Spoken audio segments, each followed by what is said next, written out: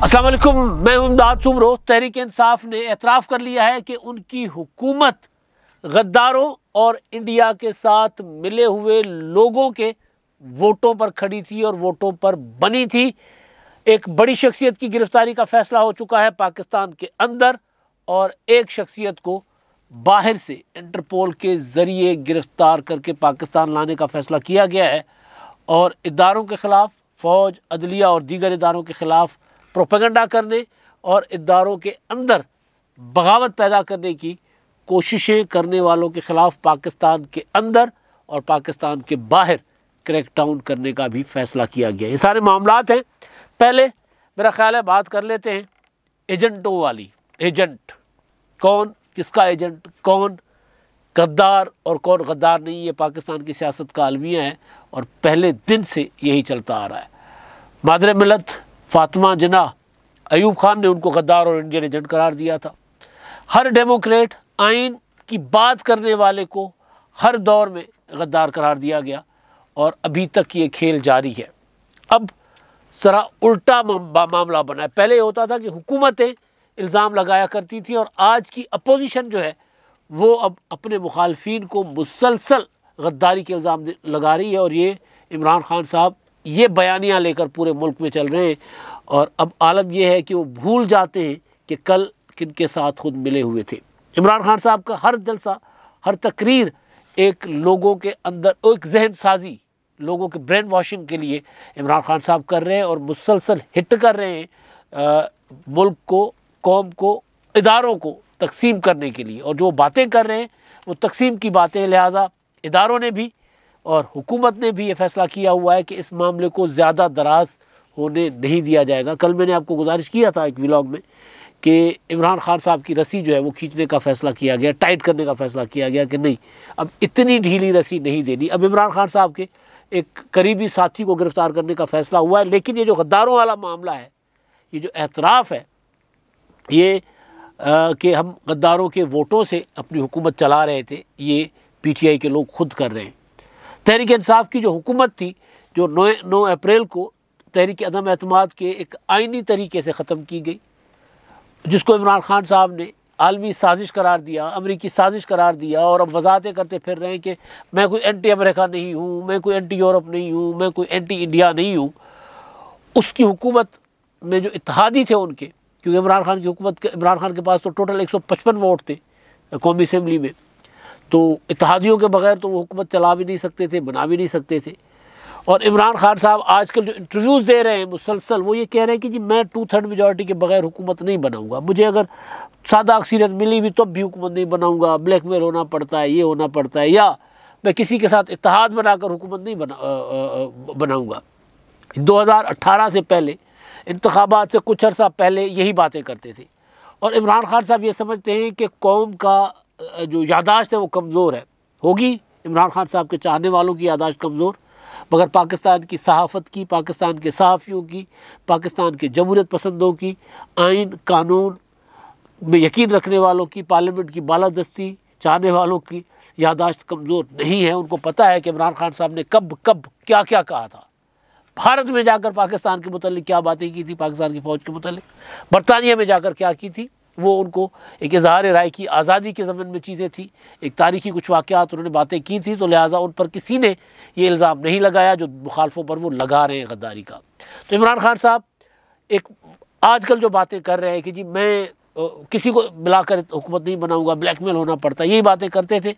और ख़ास तौर पर वो कि जी मुझे अगर पीपल्स पार्टी के साथ, मुस्लिम लीग कायदे-ए-आज़म के साथ और MQM के साथ मिलकर हुकूमत बनानी पड़ी तो मैं हुकूमत नहीं बनाऊँगा। फिर दुनिया ने देखा कि इमरान खान साहब ने BAP के साथ, मुस्लिम लीग कायदे-ए-आज़म के साथ और MQM के साथ मिलकर हुकूमत बनाई। ना सिर्फ हुकूमत बनाई बल्कि उनके नाज नखरे उठाए, उनकी बातें मानी। चौधरी परवेज़ इलाही जिनको डाकू कहते थे, अभी तक उनके इत्तेहादी हैं। चौधरी परवेज़ इलाही जो कुछ अर्सा पहले इमरान खान के लिए कहते थे कि जी इनको गोद में उठा कर फिर रहे थी इस्टेब्लिशमेंट और इनको नीचे नहीं उतरने दिया जा रहा था, तो ये काम सीख ही नहीं रहे थे और इनकी नैपियाँ बदली जा रही है, ये इमरान खान साहब के लिए कहते थे। लेकिन जिन्होंने इमरान खान साहब का साथ दिया वो आज तक पाक पवित्र, और जिन्होंने इमरान खान का साथ छोड़ा, आइनी और जमहूरी रास्ता अख्तियार किया, तहरीक अदम एतमाद का। इत्तेहादी साथ देने के लिए भी होते हैं, साथ छोड़ने के लिए भी होते हैं। जब साथ छोड़ दिए तो इत्तेहादी नहीं है, साथ दिया तो इत्तेहादी है। तो जब वो आपके साथ इत्तेहाद में आ रहे थे तब तो वो ठीक थे, और जब इत्तेहाद से निकल गए तो वो हो गए गद्दार। अब तहरीक इंसाफ एक नया प्रोपेगेंडा लेकर सामने आ गई है, सच्चा झूठा ख़त। इस ख़त का मतन मैं पढ़ूँ तो मुझे नहीं लग रहा कि ये ख़त ठीक है। ये ख़त पीटीआई के लोग, फवाद चौधरी ने ये शेयर किया है। ये ख़त है 2015 का। सेनेटर नसरीन जलील, जिनको सिंध का गवर्नर नामजद किया गया है, उनके लिए कहा जा रहा है, लिखा हुआ है कि उन्होंने जी उस वक्त के जो इंडियन हाई कमिश्नर थे टीसी राघवन, उनको उन्होंने ख़त लिखा था, जिसमें उन्होंने कहा था कि जी हमारे लोगों की किलिंग हो रही है कराची में, और उर्दू आबादी को, और ख़ास तौर पर जो कराची सिंध के शहरी इलाके हैं वहाँ पर ऑपरेशंस हो रहे हैं, और हमारे लोग 40 लोग कत्ल कर दिए गए हैं, और कोई मुआवजा भी नहीं मिल रहा, और शहरी इलाके महरूम हैं। सिंध गवर्नमेंट भी उसका अजाला नहीं कर रही महरूमी का, लिहाजा आप अपने ऑफिस को इस्तेमाल करें हमारे लिए।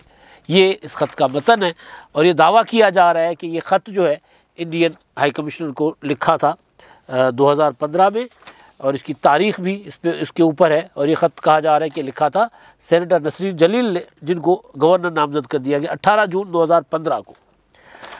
ये ख़त ठीक है या गलत, इस पर बहस में नहीं जाते। अगर ये ख़त ठीक है, मैं मान लेता हूँ कि ख़त ठीक है, मुमकिन है उस वक्त ऐसा कुछ हुआ हो, ऐसा होता रहता है, तो फिर ये आज पॉइंट आउट करने वाले उस वक्त जिनको ये अभी गद्दार कह रहे हैं, या जिनको भारत के साथ मिले हुए लोग कह रहे हैं, इनका वोट लेने क्यों इनके दरवाजे पर गए? 2018 में नहीं गए, 2022 में गए, अप्रैल 2022 में गए। उस वक्त गए जब अमेरिकन साजिश हो रही थी। फवाद चौधरी साहब फरमाते हैं ये ख़त शेयर करके कि क्राइम मिनिस्टर ने नसरीन जलील का नाम सिंध के नए गवर्नर के तौर पर तजवीज़ किया है। 18 जून 2015 को मोहतरमा ने इंडियन हाई कमीशन को ख़त और पाकिस्तान के कानून नाफिज करने वाले इदारों के ख़िलाफ़ तावन मांगा। दुख इस बात का है कि कराची में जो गंद सिक्योरिटी इदारों ने साफ़ किया था वो वापस आ रहा है। ये फवाद चौधरी साहब का ट्वीट है। उससे बढ़कर वो जिनकी अपना पिछले दिनों एक्सीडेंट हुआ था, पर एक्सीडेंट के फ़ौरन बाद उन्होंने ज़ाहिर उठ खड़े हुए थे, वीडियोज़ हैं, अल्लाह ने उनको सलामत रखा, शहबाज गिल। दूसरे दिन अदालत में पेश होना था ज़मानत के लिए, तो पूरा का पूरा अपने आप को एक एक अपना जो है वो बाजू भी लपेट कर आए थे, और गर्दन पर भी कॉलर चढ़ा कर आए थे, हाथ में स्टिक भी लेकर आए थे। यूँ लग रहा था कि जैसे उनका पूरा जिस्म चूर चूर हो चुका है, हड्डियाँ उनकी चूर चूर हो चुकी हैं। अल्लाह ने उनको सलामत रखा, शुक्र अदा करें। लेकिन बहरहाल उसके बाद उनकी कोई बाद में एक्टिविटीज़ भी सामने आ गई। इमरान खान साहब की वो जो वीडियो वायरल हुई है, जिसमें वो कह रहे हैं कि जी ये लाइटिंग ठीक नहीं है, या जिसमें वो पूछ रहे हैं कि क्या कहना है, उसमें वो बैठे हुए बात कर रहे हैं शहबाज गिल साहब। शहबाज गिल साहब का ट्वीट है जी इस मामले पर, अमेरिका में तैयार की गई साजिश से अब हिंदुस्तान की मुदाखलत के रास्ते भी खुल गए हैं। हमें उस वक्त बता दिया गया था कि ये लोग हिंदुस्तान से मिले हुए हैं। अफसोस कि हमारी बहादुर अफवाज ने जान देकर इन गद्दारों से इस मुल्क को महफूज किया था, लेकिन हमारी आज की लीडरशिप ने कसम खा रखी है कि मुल्क से मुदाखलत करवानी है। अब ये शहबाज गिल साहब जो हैं अमरीकी मुदाखलत की बात कर रहे हैं, ये ताज़ा अमेरिका में खुद मुदाखलत करके आ गए, अपनी ईद अमेरिका में मना कर आ गए, फैमिली उधर है, बच्चे उधर है, अमेरिका से नौकरी उधर है, सारा कुछ उधर। और जब ये जो मैंने गुजारिश की ना, बड़ी शख्सियत की गिरफ्तारी का फैसला हुआ है, एक आध गिरफ्तारी हो गई तो उसके बाद इनका उड़ना देखिएगा। इसीलिए अदालतों से ज़मानत करवा रखी है, जिस तरह शहजाद अकबर साहब चले गए हुए। तो ये जो है, ये जो रवैया है, ये इंतहाई ख़तरनाक है। ये तकसीम का रवैया है, लोगों को गद्दार कहना, लोगों के ऊपर मजहबी फतवे लगवाना, ये कोई इससे बच नहीं सकता। ये जो आग लगा रहे हैं इमरान खान साहब एक बयानिए की शक्ल में, बयानिया नहीं है, ये आग है। ये आग किसी को नहीं बख्शेगी, किसी को नहीं माफ़ करेगी, लेकिन इमरान खान साहब मुसलसल कर रहे हैं। मैं मान लूँ कि ये ख़त ठीक है, जो मैंने पहले गुजारिश की कि ख़त का पता नहीं है कि ख़त ठीक है कि नहीं है, क्योंकि झूठे ख़त भी शेयर करते हैं। पिछले दिनों मोहतरमा बेनज़ीर भुट्टो शहीद का ख़त शेयर कर लिया हुआ था, झूठा साबित हुआ था। तरह तरह की बातें करते हैं। इमरान खान साहब रोज़ाना उठ के कहते हैं कि जी वो आसिफ जरदारी ने ख़त लिखा था मेमो का, वो मेमो गेट वो जो था, इन्होंने अपने जलसे में 2011 वाले जलसे में जिक्र किया था, जिसके बाद फिर वो इफ्तिखार चौधरी साहब ने कमीशन भी बना लिया था। वो कमीशन ने कुछ साबित नहीं किया था, नवाज शरीफ साहब गए थे दरख्वास्त लेकर, वो मेमो से कुछ नहीं निकला था। लेकिन आज भी इमरान खान साहब लोगों को गुमराह करने के लिए इल्ज़ाम लगाते हैं, तरह तरह के इल्ज़ाम लगाते हैं, झूठे इल्ज़ाम लगाते हैं, सच्चे मतलब सच्चा इल्ज़ाम नहीं होता, सच्ची हकीकत होती है और वो साबित हो चुकी होती है। तो मैं ये मान भी लूँ कि ये ख़त ठीक है, तो सवाल तो बनता है इमरान खान साहब से। हम नहीं करेंगे ये सवाल, ये इमरान खान साहब से सवाल करेंगे उनके फॉलोअर, और करेंगे, आज नहीं तो कल करेंगे, कि भाई अगर मुत्तहिदा कौमी मूवमेंट वाले आपके ख्याल में भारत के साथ मिले हुए थे, इंडिया के साथ मिले हुए थे, तो फिर आपने उनके वोट से हुकूमत क्यों बनाई? आपको पता चल गया, हमें बताया गया था कि भारत से मिले हुए हैं, तो जब आपको पता चल गया तो उनको हुकूमत से निकाल देते, हुकूमत जाती तो जाती, कोई मसला नहीं था। जब तहरीक-ए-एतमाद पेश हो गई, मुत्तहिदा कौमी मूवमेंट वालों ने आसिफ जरदारी के साथ वादा कर लिया, मुआहदा हो गया कि जी हम अपोजिशन में आ रहे हैं और तहरीक-ए-एतमाद कामयाब करवाएंगे। तो बहादुराबाद कौन गया था दौड़े दौड़े उल्टे पाँव? ये मार्च अप्रैल की बात हो रही है। इमरान खान गए थे ना, तो गद्दारों के पास क्यों गए थे? भाई आप हुकूमत में थे, गद्दारों को अंदर करते, उनको सजाएं देते, क्यों गए थे आप? मैं ये नहीं कह रहा कि ख़त जाली है, मैं ये कह रहा हूँ कि भाई आपका किरदार कितना मुनाफिकाना है। आप भी जो प्रोपेगेंडा और जो जहर नई नस्ल के दिमागों में भर रहे हैं, ये कितना ख़तरनाक है। आप ना जाते मुत्तहिदा कौमी मूवमेंट के मरकज़ बहादुराबाद तक बात नहीं बनी, आप फिर पार्लियामेंट लॉजेस भी चल कर गए उनके पास, एक बार नहीं गए, कई बार गए, आपके वफूद गए, फवाद चौधरी साहब खुद गए, ये बार बार गए, बार बार जाकर इनके पाँव में बैठे। इमरान खान साहब जो किसी को तरला मिन्नत नहीं करते होते, इमरान खान साहब ने जाकर घुटने पकड़े, मेरी हुकूमत बचाओ, किसी तरह मुझे बचाओ। अब बिलावल भुट्टो जरदारी कहते हैं कि इमरान खान साहब की तहरीक है, मुझे क्यों नहीं बचाया? तो अब जिन्होंने नहीं बचाया वो गद्दार हो गए। जो बचाने के नाम पर आपको से वजारत आला ले रहे थे, ना आपकी हुकूमत बचा पाए, ना वजारत आला ले पाए, वो डाकू थे कल, आज वो ठीक हैं। उनका आधा टबर गद्दार है, आधा टबर आपके साथ है, वो ठीक है। वो मुस्लिम लीग कायदे-ए-आज़म वाले परवेज़ इलाही ठीक है, जो है शुजात हुसैन और चौधरी सालिक और वो जो क्या नाम है तारिक बशीर चीमा, वो गद्दार हैं। ये क्या मतलब? MQM के पास आपने उनसे वोट लिया, पहले आप उनके खिलाफ चले गए स्कॉटलैंड यार्ड, आप मुकदमा लेकर ये दहशतगर्द ये है वो है, चले आपने कह दिया कि जी अल्ताफ़ हुसैन तब थे, अब अल्ताफ़ हुसैन नहीं है। तो आज की MQM जो आपके साथ नहीं है, नसरीन जलील जो गवर्नर बनने जा रही हैं, जिनको नामजद किया है मुत्तहिदा कौमी मूवमेंट की सिफारिश पर वज़ीर आज़म ने, तो उनके ज़ाहिर उनके शेयर में आ रहा है, वो पावर शेयरिंग का हिस्सा है। तो आज वो गद्दार हो गई है, कल वो आपके साथ थे, आप वो ठीक थे, कल वो नफीस लोग थे। इमरान खान साहब ने कहा था वज़ीर कानून गद्दार था पाकिस्तान का। मैंने उनके आइन के ख़िलाफ़ होने वाले जो ऑर्डिनेंस उन्होंने जारी करवाए थे, फ़रोग नसीम साहब ने, सिंध के चीफ जस्टिस को हटाने के लिए जो साजिशें करते रहे थे, उस पर मैंने कई व्लॉग्स किए हैं। काजी फ़ायज़ ईसा के ख़िलाफ़ जो कुछ साजिशें करते रहे, पाकिस्तान की अदालत के अंदर दरारें डालने की जो कोशिश करते रहे, हमने उस पर तनकीद की। लेकिन आपने उनको नफीस लोग कहा था, आज वो गद्दार हो गए और आप उनके खिलाफ ट्रोलिंग करवा रहे हैं। क्या साबित करना चाह रहे हैं भाई? कि आप गद्दारों के वोटों से पाकिस्तान को चलाते रहे 3.5 साल? ये एतराफ़ जुर्म है कि आप गद्दारों के साथ मिले हुए थे। फिर जो गद्दारों के साथ मिले हुए होते हैं वो क्या होते हैं, मैं इस पर बात नहीं करता। आगे आते हैं जी इदारों को तकसीम करने की बात। वो जो बड़ी गिरफ्तारी है उस पर मैं आता हूँ। इदारों की तकसीम, बार बार हम कह रहे थे कि सियासत में हमने हमेशा देखा है, नवाज शरीफ ने तनकीद की फ़ौज पर, फ़ौज के सियासी किरदार पर। मोहतरमा बेनज़ीर भुट्टो शहीद की पीपल्स पार्टी की एक तवील जिद्दोजहद है इस्टेब्लिशमेंट की सियासत में मुदाखलत पर, ISI को सियासत से दूर रखने पर, फ़ौज को सियासत से दूर रखने पर। लेकिन कभी भी किसी ने फ़ौज के अंदर तकसीम करने के किसी रुझान को सपोर्ट नहीं किया, कभी भी। आसिफ जरदारी तो कहा करते थे कि यार ये दुनिया की जो कुव्वतें हैं बाहर की, वो चाहती होंगी कि पाकिस्तान शाम और लबनान और इराक़ और अफ़गानिस्तान और लीबिया बने, लेकिन हमें फ़ौज को मजबूत करना है, फ़ौज के सियासी किरदार पर तनकीद करनी है, फ़ौज के दिफाई किरदार को मजबूत करना है। ये बात नवाज शरीफ साहब भी करते रहे। नवाज शरीफ साहब ने जब नाम लिए थे आर्मी चीफ के, DG/ISI के, उस वक्त के जब वो 16 अक्टूबर का जलसा था, उसके बाद भी उन्होंने वजाहत की थी फिर कि जी मैं किरदारों की बात कर रहा हूँ बतौर इदारा फ़ौज, जिसको हमने हमेशा मजबूत किया है। और बात ठीक है, पीपल्स पार्टी हो, मुस्लिम लीग नून हो, उनके अदवार में किसी भी मार्शल लॉ से ज़्यादा फ़ौज के लिए दिफाई जो चीज़ें वो आई हैं, एटम बम हुआ, मिसाइल टेक्नोलॉजी हुई, ये इन दोनों जमातों ने दी है ना। तो उनका किरदार हमेशा ये रहा है कि वो सियासत के अंदर मुदाखलत पर तनकीद करते थे, कभी ये नहीं हुआ कि तकसीम करें फ़ौज को या इदारों को। अब वो सारे सरेआम कोशिश हो रही है, जो हो रहा है।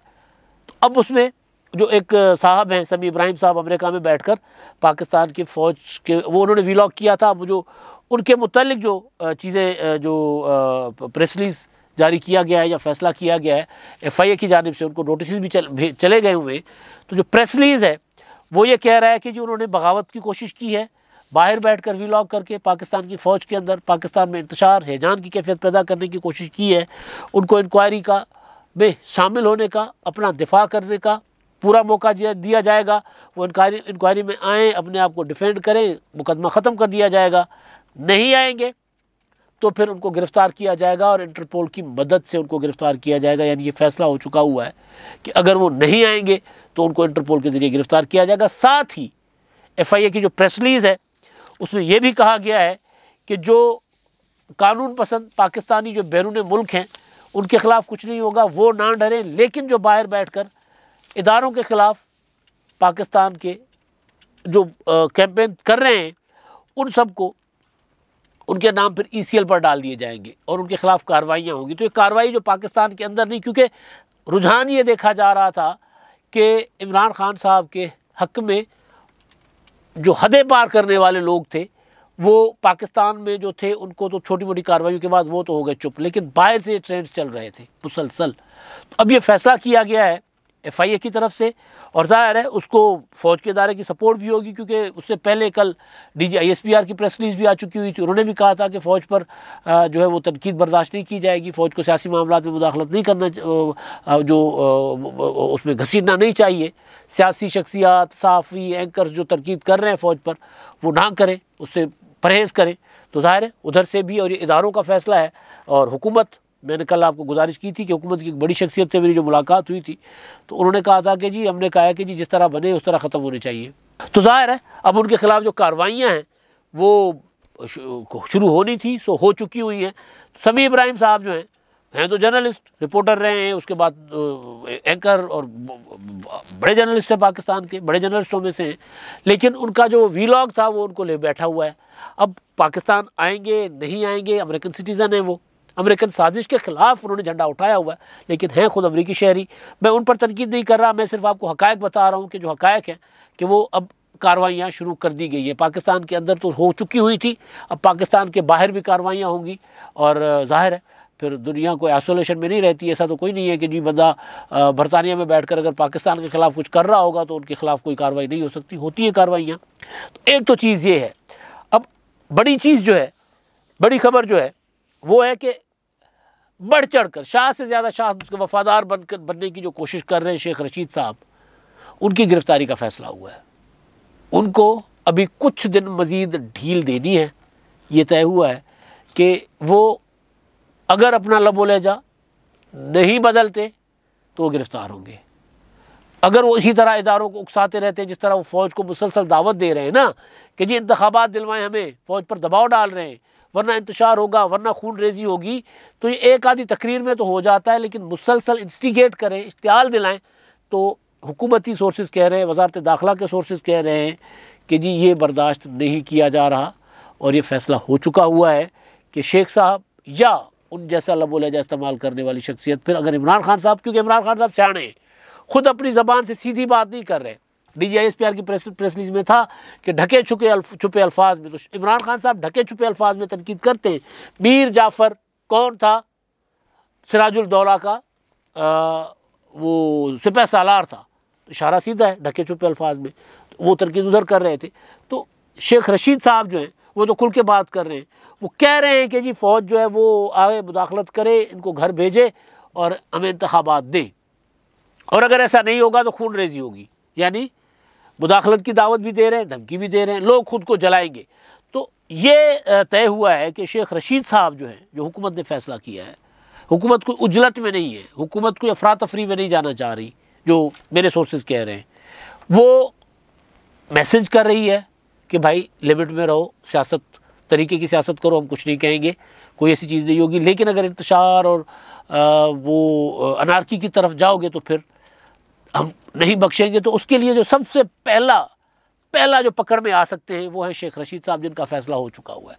अब कब गिरफ्तारी होगी, कैसे होगी, ये 1 हफ्ते के अंदर अंदर पता चल जाएगा कि शेख रशीद को कब, कहाँ से, कैसे गिरफ्तार करना है। वो शेख रशीद पर है, जो हुकूमती सोर्सेज कह रहे हैं, शेख रशीद पर है कि उनको जो मैसेज भेजे गए हैं वो मैसेज अगर समझ गए तो ठीक, अगर उन्होंने ज़बान ना बदली, बाकी सियासी तनकीद करें, जो कुछ कहते हैं करते रहें। मतलब कल मैं सुन रहा था एबटाबाद में बिल्लो ईरानी पता नहीं क्या क्या अजीब व गरीब किस्म की घटिया ज़बान, तो वो कह रहे हैं जी वो बेशक करते रहें, उससे हमें फ़र्क नहीं पड़ता। लेकिन अगर वो इंतशार पैदा करने की, खूनरेज़ी पैदा करने की कोशिश करेंगे, लोगों को उकसाएंगे और फ़ौज को भड़काने की कोशिश करेंगे, ये भड़का रहे हैं ना बेसिकली, तो फिर उनके ऊपर सख्ती होगी। और बकौल राना सनाउल्लाह साहब, जो उन्होंने अपनी प्रेस कॉन्फ्रेंसेस में कहा हुआ है, तो फिर शेख रशीद साहब को पता नहीं है कि राना सनाउल्लाह क्या होता है। तो ये फैसला वज़ारत दाखिला का है गिरफ्तारी का। अब तक के लिए इतना ही। अल्लाह हाफ़िज़।